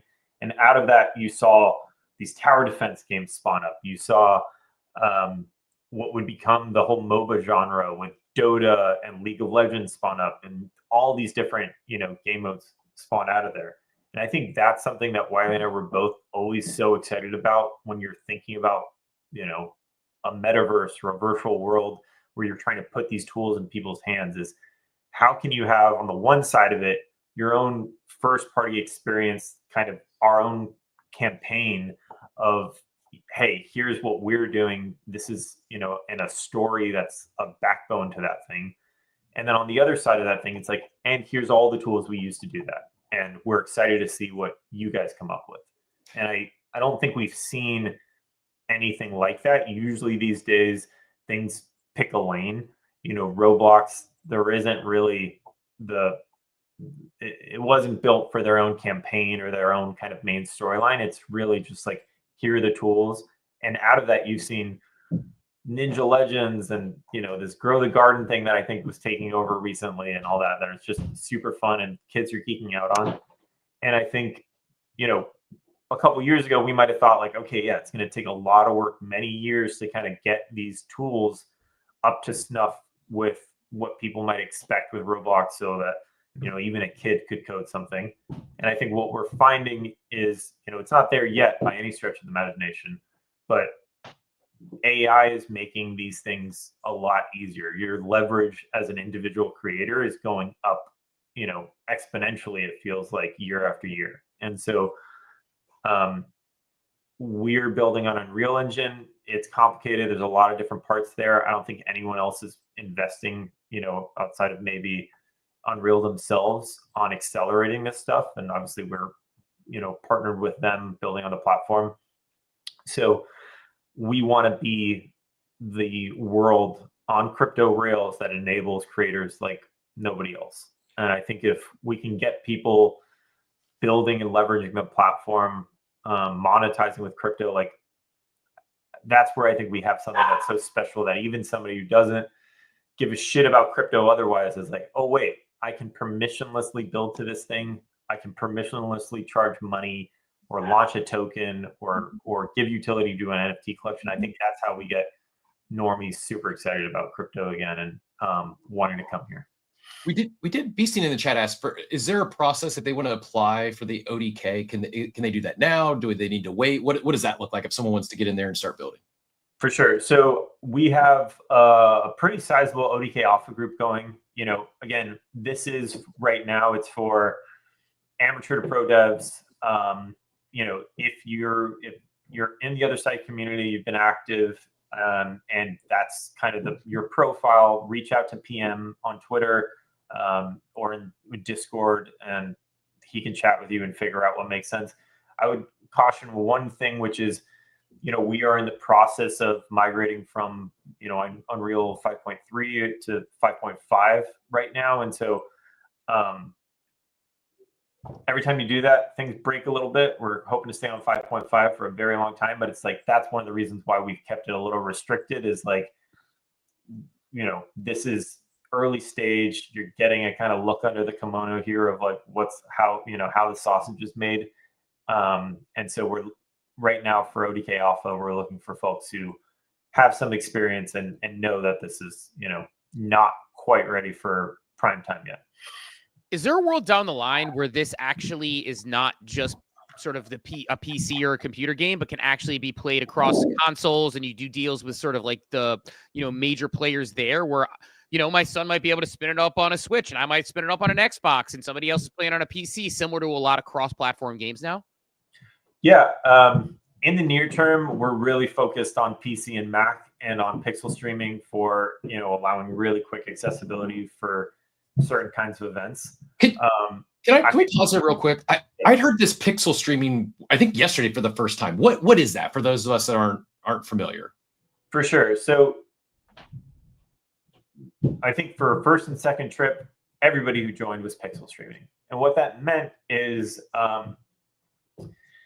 you could click a link and you could log in and you're playing Otherside. But what is actually happening behind the scenes there is some other computer in the cloud that's loading up Otherside, and the thick client, you know, so this other computer somewhere out there has downloaded on it this 800 megabyte file or whatever it is, and then it's streaming it to you from that data center on screen, and you're controlling whatever. So there's a very, very tiny lag on, you know, because this computer is talking to that computer that's talking to the server.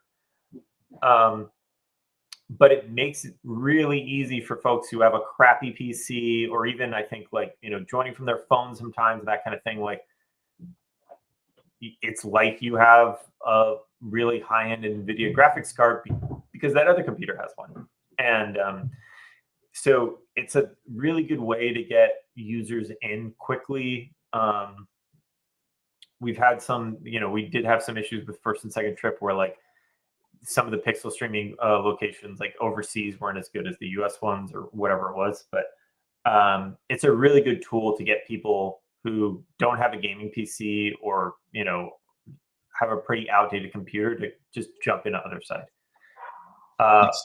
And then the client perspective, that's when, like, you know, like any other video game that you're downloading on your PC these days, multi-gigabyte client, and that's when it looks really crispy. Like if you have at all a decent computer, I encourage you to just download the client whenever you're playing Bathroom Blitz next month or joining in, you know, Outbreak after that or any of our events, because that's when you see all the graphics and all their glory. Things aren't being compressed to, you know, send back and forth through, you know, your computer and somebody else's in the cloud.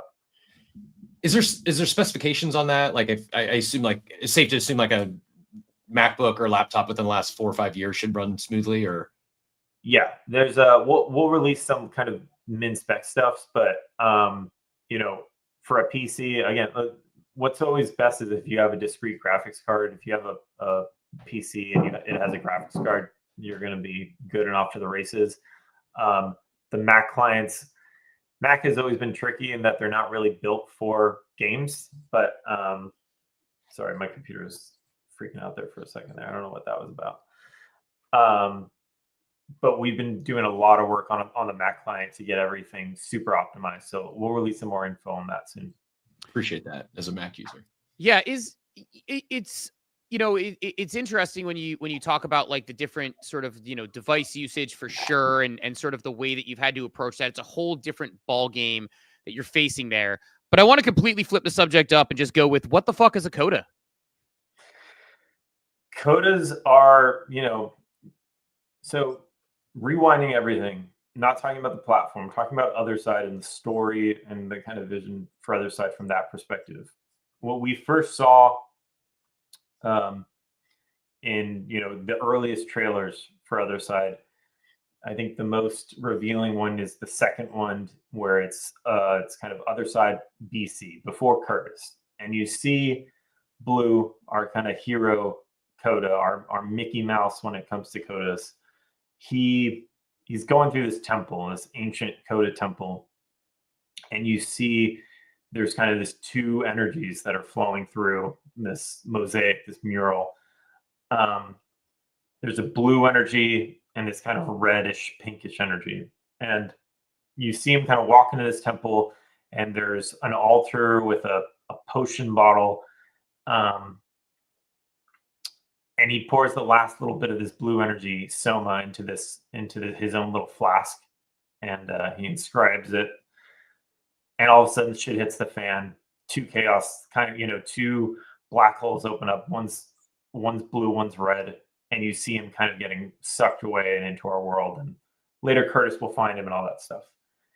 And that experience is really a metaphor for the main struggle that we're talking about in the main storyline of Otherside, which is there's this battle between creation and chaos.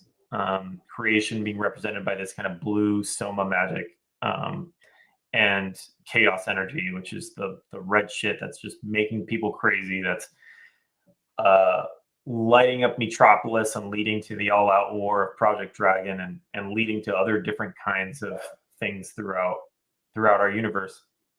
And codas are at the center of it. Like, they know this stuff, they bring this battle, this epic war with them, and it's instantiating in kind of different ways throughout every experience. In BOIC Island, it might look like one thing. In Metropolis, it might look like Project Dragon. And coming up soon is where we're going to go to Nexus, which is the ancestral home of the codas. You know, it looks a lot like a chaos deed that's been built up over thousands of years by the coda culture and all that stuff. And so on that island, there's some special spots where it's coda only or mega coda only even. There's different districts. You know, there's a kind of entertainment district. There's the kind of temple district, all of these things. And Nexus is really like, it's like our Orgrimmar or our Stormwind. It's like the main city of Otherside. It's the home of the codas, and we're going to start unpacking their story, and they'll be our guide through a lot of the different experiences we've got cooking for Otherside. Can you talk about the different elements and parts of the team, yourself included? Because I see you get a little twinkle in your eye when you're doing the storytelling thing, like when you're actually talking about the lore, the storytelling, the world building. Can you talk about the different elements of the team and where they fit into a project like this? Because so just to, give my own like personal bias, the storytelling is important to me. Like one of my favorite games is Fallout 4, which a lot of people think is not as great as Fallout 3 as a game, but Fallout 4's storyline, and if you follow to the end, is absolutely bananas. Like surprise ending that I did not see coming. I'm like, this could be a movie. So talk about like the storytelling, the world building, the gaming experience, and where I guess maybe even different people we might know in the team fit into this, like, and how they sort of contribute their different pieces and what excites you the most. For sure. So, a year and a few months ago when I came back as CEO, I really wanted to change the way that Otherside was running and shipping, and so I was deeply involved on the day-to-day for quite a long time. These days, Figgy is handling things better than I ever did, frankly. Leading our Otherside team, obviously he and I chat all the time and we stay close on everything. We have, a creative director whose focus is on the kind of gameplay and systems. So he's a guy who's played every game out there that you've ever heard of. He's just got like a library in his brain for, little gems to pick up from here and there, how other people have handled profiles, achievements, all these kinds of things. So he's a massive resource of just like, knowing what's good out there and how we can adapt it, and with a long experience making AAA games at EA and other places like that. Then we have a creative director who's more on the, some of the stuff I just talked about, the crazy shit, storyline, aesthetic side of things. We've got a pretty sizable concept art team. All of the, that first video we showed yesterday showing the other deeds in all their glory, like that is a massive production. It starts with concept art, with just literally pencil and paper, or iPad, pencil and iPad, drawing up what each of these environments look like, and then breaking it down into component parts so that there's each of these things that needs to be 3D modeled, showing the specs, showing it the 360 of exactly a bone deed, showing the skulls on a play deed, what some of these items look like and all that.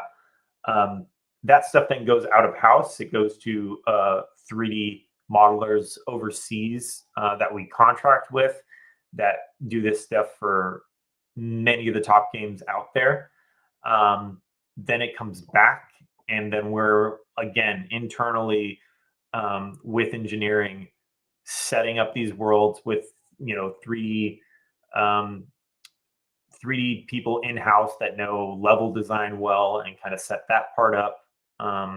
Then there's the tech team who's working with M Squared, our platform partner, getting ApeChain integrated to everything, testing out flows for transactions.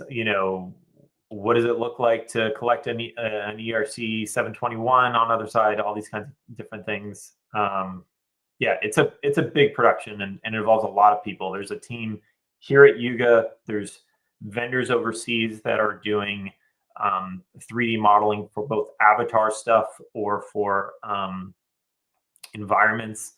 There's the M Squared team based out of the UK that we work really closely with. There's another content team that's kind of spread out that we're working with. Like, games are hard, and it's like making a movie sometimes. That's all those credits you see at the end. Like, it's a big production. How difficult is it to hone in on, like, you hear this and there's like so many tactical directions people go, run tournaments or, have an open persistent world, or like, how difficult is it to hone in and figure out what the most important thing to do is? Because you talk about this big production and the storytelling, the games, working with command line on 8v8, which, by the way, I asked for this and now I'm going to regret it because I just got so many kills spamming bombs off like a roof. And now I'm actually going to have to like put my money where my mouth is. But like, how do you decide and prioritize on what the most important thing is when you have a project that is so sort of out there with so many ideas and things you could do and so many tactics you could take? How do you focus and move on that? Yeah, look, it's not, I think that's why we need really strong leadership. I was providing that and provide that sometimes.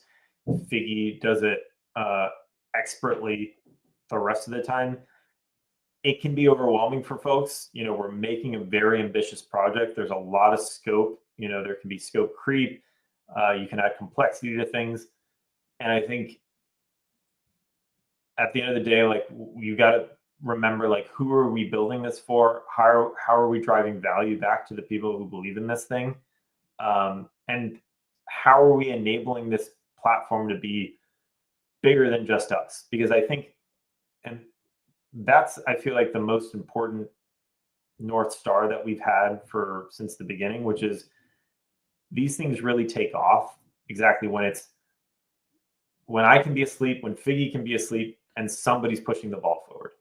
And that happens when the ODK tools are at a place where game devs we've never even heard of are like, oh, this is pretty cool. Let me try launching on this. Or the AI tooling such that, some of our core fans who, and players who just aren't game devs themselves are able to, like, become game devs and actually pick up the torch and on some of the UGC content. So in a lot of ways, when we're looking at a forking path and trying to figure out, like, which way, it's where do we get more leverage and enable more creators to actually, like, push this while we're asleep.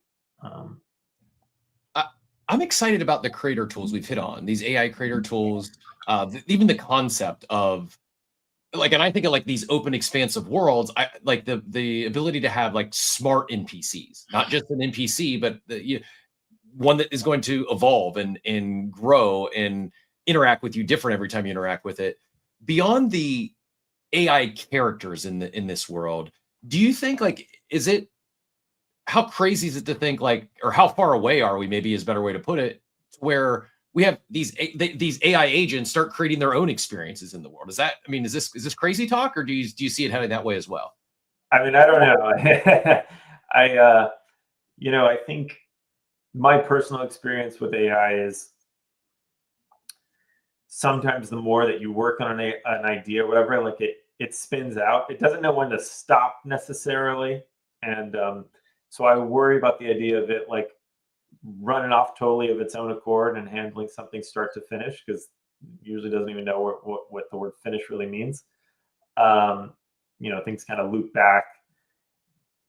I do think that there's AI for NPCs and quest lines. So the idea of, like, hey, here's this Coda character who knows kind of the whole backstory of the universe. And he knows his role that he plays in that world. And he's here to talk to you, but he's also got a specific quest line that he's trying to give. In the same way that when you would load up World of Warcraft or something like that, it's like, you've got your, like, fetch quest. There's, like, very particular things. I think that, to me, is a really exciting, fun way of using AI. Is, like, you get much more atmosphere out of the experience, and, like, it's like you're talking to a real person, but at the same time, it's not so sprawling and open-ended that there's not a goal in mind. It's like, at the end of the day, he has something, or he's trying to get you to do something pretty specific. And I think that helps us preserve the game loop that people are expecting, without it just totally going off the rails into just chatbot land. No, that tracks. Makes sense. I guess, Figgy, similar question to you as far as the that actually opened up with, because I know that Garga mentioned a lot of the leadership you've been putting into this as well. What sort of, to give you the big opening question I asked Garga, like, what excites you the most? Because you talked about the developer tools. Garga talked about the new primitives. Maybe something besides the new primitives, even if that excites you, because I love that answer of, like, actually trying to introduce new frameworks of how to operate within this world of gaming and blockchain and how it can work together. But maybe a different answer than that, like, what else excites you on a high level about everything you guys released yesterday? I think there hasn't been, lately, I've actually been a little bit burnt out on CT. I'm a huge crypto fan. I love, going over different chains and trying things. But there hasn't really been, like, something super high effort that takes a lot of development, that's focused around story, that's honestly one of the real reasons that I originally joined Board Ape Yacht Club. You know, like just this idea that you could have a story or an experience that a lot of people could participate in, and it doesn't have to get like too in the weeds about, you know, overly crypto stuff. And I really do feel like Otherside trends in that direction where, you know, I think we're cognizant that like we have a core base of users, and there's people right now actually playing a metagame. There's guys like, you know, David Unsung, Willie Anderson, like a lot of really, really good collectors out there that are looking and playing at the game that exists right now, which is just looking at resources and rarity tables. And there's already something at play with just moving that around, right? But I think that when you implement a story, when you have people play through and they don't even realize, like there's nothing on the surface of it that screams anything blockchain or crypto right off the bat, you're just actually in the middle of a story. I think that's really important. I was, you know, looking back at the original Warcraft 3. Well, you know, I was playing a bunch of games in our space, and then I cracked open World of Warcraft actually. And it's amazing how like there's almost no tutorial or interface in World of Warcraft. Like if you jump in, you have a bunch of empty slots at the bottom, and then your first slot has a fireball, and then you're just in the world. And they don't tell you how to use the fireball. They don't tell you where you're at. You just kind of have to discover stuff along the way.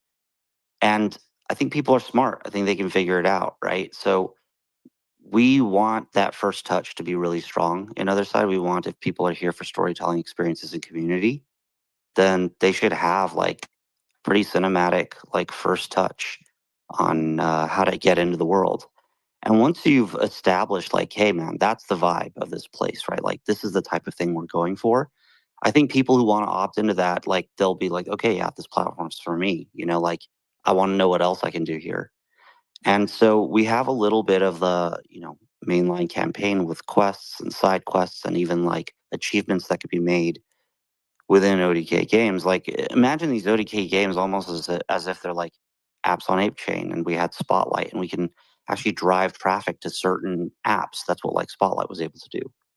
We're gonna be able to do similar things within Otherside, where if there's a developer that does something cool, sets up something fun, you know, we can set up a badge for them and drive traffic to them, because that's part of this, right? Is like I see Otherside almost working at a protocol level, and I think protocols have a duty once they're able to like create infrastructure and story for what they're about. They have a duty to actually support the apps and developers on the platform. And in turn, I think those users, you know, users will go and adventure and check out stuff on crypto because there's usually an advantage to being a first mover. Um, all that, all that to say, like it's a balance between, you know, one of the questions you were asking earlier, which I thought was funny, was like, oh, well, how do you stay focused when there's like so many things going on? But one aspect that you also that we haven't touched on is exactly what we did yesterday, which is like, yeah, but we're not building this in a silo, right? Like we have to communicate what we're working on. So it's almost a forcing function sometimes when we present like progress to the world, because it means that certain features have to be up to a level of confidence where we can actually like share them or curate them in a way that it's like, hey, this is an aspect that's really important to us.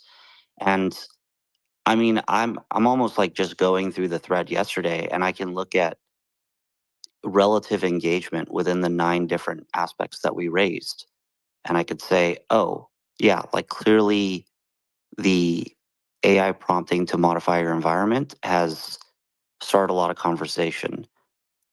Clearly the other deeds being seen and stories unfolding on those, that starts a lot of conversation. And then there's other features where you're like, oh, okay, cool. Like people are interested in this, but it doesn't have as much engagement as other things. So like maybe this isn't as important to people.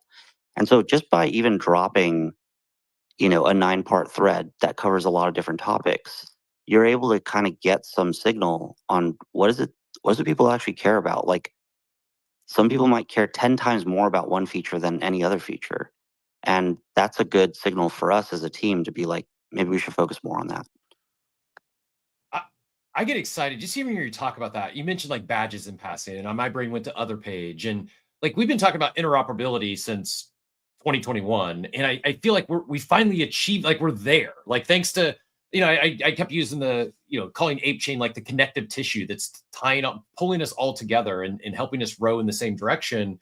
And I feel like Otherside is just going to level that up to a whole nother level in this idea of, because it really is like, it's so wide. Like you could be talking a game, and then the next thing is someone talking about. I just saw, I think Jerry talking about like an Ape Solar, demo showroom. Like what can be created here is so wide and broad. But that's part of the fun, is that it isn't just the Yuga team. It isn't just the Ape Foundation that's making these decisions. Yes, building us the sandbox, but having so many, obviously comes with challenges. But yeah, I'm excited for interoperability, not just to be a buzzword, but actually real. And there's an entire content play there where somebody could go to all of the other deeds and show the different experiences, right? So there's, I think, a lot of things that come out of that for sure. I think like one, I know you guys, you got, I think, a Clubhouse coming up at 10. So I know we'll, a couple more questions. Two things, and then Cap, obviously anything else. But like one thing I want to ask, and I know, Garga, you probably can't go deep on this, but I'm always curious, like, there was this, when we had you on 3 weeks ago, there was this idea of ApeCo. Obviously, that has since, passed, and we have seen the DAO sort of sunset. Things aren't working, move on, fun experiment. But now we have ApeCo, and ApeCo had talked about sort of the focus of Bored Ape Yacht Club, of ApeChain, and Otherside. It feels like there's probably a pretty big, like, am I wrong in assuming now that I've seen exactly what this is, and we've seen this, to say, if you're somebody who's interested in building out on Otherside, like that might be the route. If you're actually like a person who's done this before, or have a really good idea to help move things forward, like probably a good place for people to focus energies, because it feels like that's probably a big bet that now has a lot of green space if you're going to ApeCo. Absolutely. So, the proposal just passed. Thank you everybody for their support on that. Like 99.66% or something ridiculous. I feel like if I asked people, to agree on anything else, it would have been somehow less than that. So I guess it shows just how united people are in this, and how supportive they are. So really appreciate that. And yeah, with Otherside, we've seen how a command line type, dev team, what, the kind of damage that they can do building on Otherside in a scrappy way. We've seen it with another studio we're working with, called Prismatic, on Outbreak, Otherside Outbreak, which is this kind of zombie infection tag game that's coming in August. Within the scheme, game dev's expensive, don't get me wrong, but a lot of the costs come down when you're building on Otherside. And if you think about the opportunity that, like, whatever your favorite chains are out there, how many high quality 3D immersive games are on that chain? Vanishingly small amount of them. And so I think that is one of the highest ROI places where we can invest at ApeCo, is who are some experienced community devs or third-party devs that want to come on and build on Otherside, build on ApeChain, using the ODK. And I think we can get a really big content calendar together if we do this right. And I think there's some low-hanging fruit there in the types of games that we could be doing. I mean, I think we start with making sure Otherside has some certain genres ticked off, like, all right, who's going to make the tower defense for Otherside? Who's going to make, like, the 1v1 dueling where you can wager some stuff? I've got a whole list, and we're headhunting to find the right partners for them. But I think, yeah, I 100% agree. I was talking to Cam about it yesterday. I think one of the highest ROI places for ApeCo is going to be in funding third-party Otherside builders to build experiences, because it's building in a way that, only ApeChain has Otherside. So we have to go from, build from our strengths. Cap, I don't know if you have anything else, because I got one more, maybe 5% joking, but mostly serious question to ask Garga before we get him out of here. Well, I mean, on that note, I was just going to mention that Garga and Figgy both getting a lot of love. Garga for the immaculate stash, and Figgy for that beautiful baritone voice. So the chat's big fans of both you gentlemen. Really appreciate all your time. I know you're super busy with everything going on, and you mentioned it, Stephen, passing the at the clubhouse space kicks off here in just a few minutes. If anyone wants to continue that conversation, the link is pinned up top. Go hit that reminder and join the fellows over there here once we wrap. But go ahead, Steve. Yeah, one last question before you get out of here. And I asked this in the chat, but I got to ask it publicly because we got you here. You shared that cool drawing of command line that you put up. That can you mint that and just give it away to a random person who gets involved in the playtest? It just, the actual ownership and the collectability of something like that, if there's a 101 or if it's an edition series, would be very cool. I love the idea of minting history on the blockchain, not because it's financial, make it soulbound, I don't care, but because it's really cool. Cap was ready to pull it up in the speed.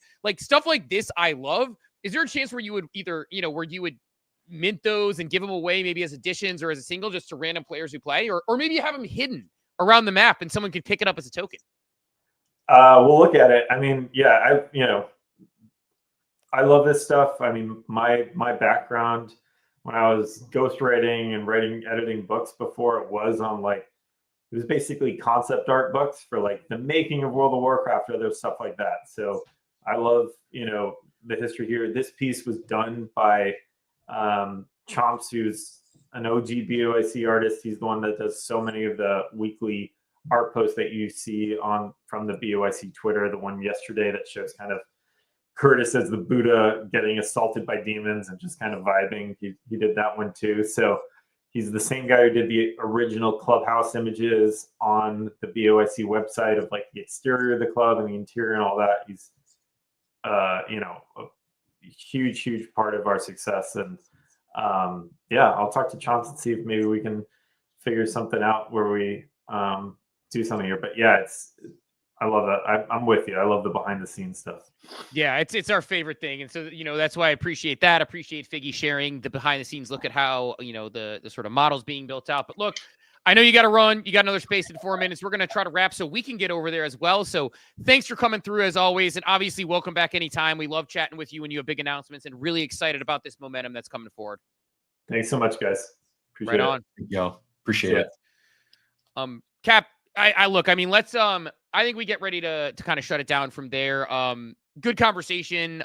We can talk macro stuff next week if we need to, but definitely want to get more people over to that clubhouse space. To chat all things Otherside. But I think just exciting times in the club. And I think his comment about new primitives is what got me most excited. Yeah. The idea that it's going to be new metas. I'll wrap with this highest level. Maybe we can have a deeper conversation on Monday. This sort of stuff, new primitives, things that actually using blockchain tech, creating something that doesn't exist.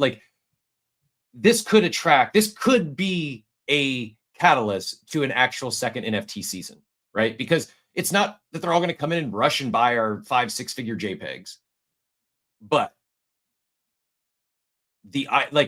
conceptually, this thing hits, and if it takes off, you start getting more and more people coming in. Then all of a sudden, there's your top of funnel, right? Then the other thing, unrelated, but I had the thought yesterday in the war room about the ETF, the Pingu ETF. Different, very different, but you get just the thought of you get game devs buying NFTs because they want to participate in the ecosystem. You get TradFi financial advisors recommending ETFs that just so happen to have some NFTs in them. I don't see it as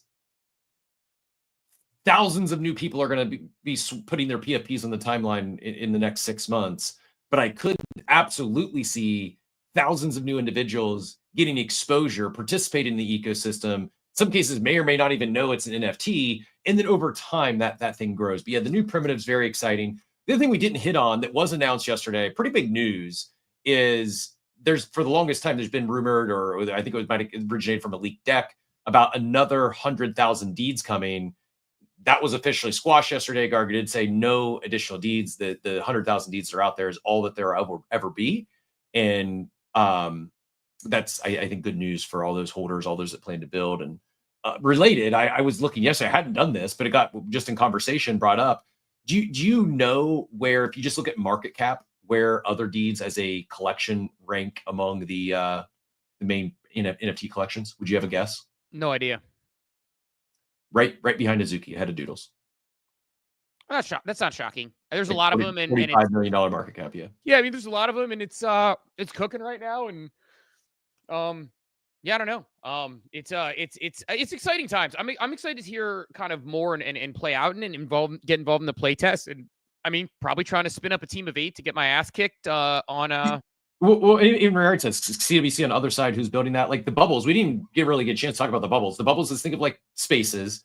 They expanded up to 500, but instead of just audio spaces, you're in the world, you're as your avatar, your character. And we actually, was one thing Steve and I talked about yesterday, how we start looking into how we can simulcast that and have have our show live there as well. So no promises, no guarantees. It might not be at or even near launch, but yeah, very like we'll certainly do something in there. What it is to be determined, but very likely that we have a in addition to our space and abstract and YouTube, very well could be a Coffee with Captain bubble here coming soon.